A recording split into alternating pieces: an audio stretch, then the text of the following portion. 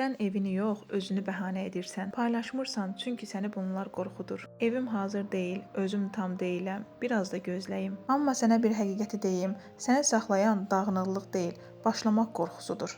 Çünki artıq başlasan, gizlənə bilməyəcəksən və qiymətləndiriləcəyini düşünəcəksən. Əslində bu düşüncə daha qorxuludur, nəinki dağınıq ev. Sosial mediada baxırsan ki, hamı hazır, estetik evlər və hər şey idealdır. Sən isə real həyatın içindəsən. İş, ev, yorğunluq, məsuliyyət və elə buna görə də özünü uyğun saymırsan. Amma bir şeyə əsla unutma. Sosial mediada böyüyənlər mükəmməl olanlar deyil, elə indi başlayanlardır. Paylaşmadığın hər gün görünmədiyin yeni bir gündür. Əgər sən də hər gün başlamaq istəyib, amma özünə yeni bir bəhanə tapırsansa, problem potensialında deyil.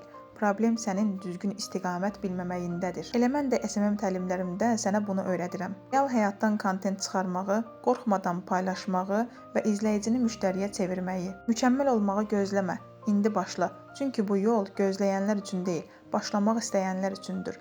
Əgər başlamaq istəyirsənsə, elə indi mənə yaza bilərsən. Sənə dəstək olmağa hazıram.